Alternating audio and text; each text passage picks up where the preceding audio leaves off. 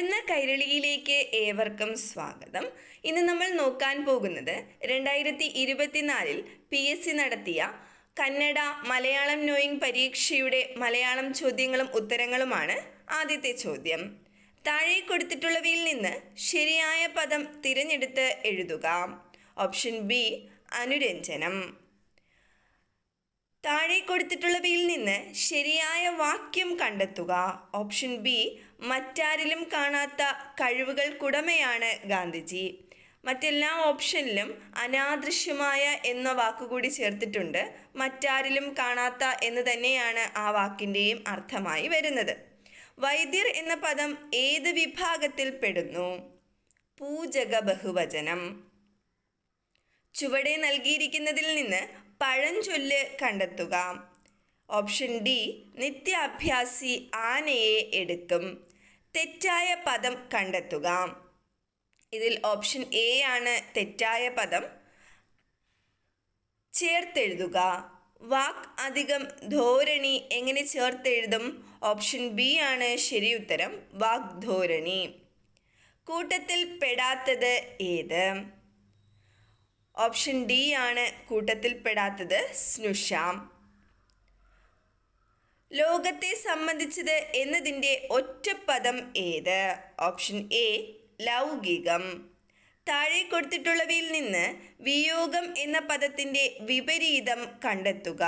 വിയോഗത്തിൻ്റെ വിപരീതം സംയോഗം. പിരിച്ചെഴുതുക. വെഞ്ചാമരം. വെഞ്ചാമരം എങ്ങനെ പിരിച്ചെഴുതാം? വെൺ അധികം ചാമരം. താഴെ തന്നിരിക്കുന്നതിൽ നിന്ന് പുഷ്പം എന്ന പദത്തിൻ്റെ സമാന പദം കണ്ടെത്തുക. സൂനം. പുഷ്പം സൂനം. ചുവടെ നൽകിയിട്ടുള്ള പദത്തിന് അനുയോജ്യമായ ശൈലി കണ്ടെത്തുക. വലിയ വ്യത്യാസം. അജഗജാന്തരമാണ് വലിയ വ്യത്യാസം. അജഗജാന്തരം. മഹാൻ എന്ന പദത്തിൻ്റെ സ്ത്രീലിംഗം കണ്ടെത്തുക. മഹാൻ എന്ന പദത്തിൻ്റെ സ്ത്രീലിംഗം മഹതി. എനിക്ക് പനിയും ജലദോഷവുമാണ് എന്ന വാക്യത്തിൻ്റെ ശരിയായ പരിഭാഷ ഏത്? Option A I am suffering from fever and cold. വിഗ്രഹിച്ച് എഴുതുക. സ്നേഹസമ്മാനം. സ്നേഹസമ്മാനം എങ്ങനെ വിഗ്രഹിക്കും? സ്നേഹത്താലുള്ള സമ്മാനം. സ്നേഹസമ്മാനം, സ്നേഹത്താലുള്ള സമ്മാനം. വാക്യം ചേർത്തെഴുതുക. ശക്തി അനുസരിച്ച് എങ്ങനെ ചേർത്തെഴുതാം? യഥാശക്തി. ശക്തി അനുസരിച്ച് യഥാശക്തി. കുംഭത്തിൽ നട്ടാൽ കുപ്പയിലും മാണിക്യം എന്ന പഴഞ്ചൊല്ല് എന്തുമായി ബന്ധപ്പെട്ടതാണ്? എന്തുമായി ബന്ധപ്പെട്ടിരിക്കുന്നു? കൃഷിയുമായി ബന്ധപ്പെട്ടിരിക്കുന്നു. കുംഭത്തിൽ നട്ടാൽ കുപ്പയിലും മാണിക്യം. ആകാശം എന്ന പദത്തിൻ്റെ പര്യായ പദം ചുവടെ നൽകിയിരിക്കുന്നതിൽ നിന്ന് കണ്ടെത്തുക. ആകാശത്തിൻ്റെ പര്യായ പദം ഏതാണ്? വ്യോമം. ആകാശം വ്യോമം.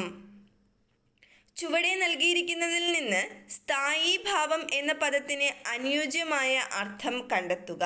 സ്ഥായീ ഭാവം എന്നാൽ സ്ഥിരമായ ഭാവം. സ്ഥായീ ഭാവം സ്ഥിരമായ ഭാവം. കുയിൽ എന്ന പദത്തിൻ്റെ പര്യായ പദം അല്ലാത്തത് കണ്ടെത്തുക. വാജി. Option C വാജി. വാജി എന്നാൽ കുതിര എന്നാണ് അർത്ഥം.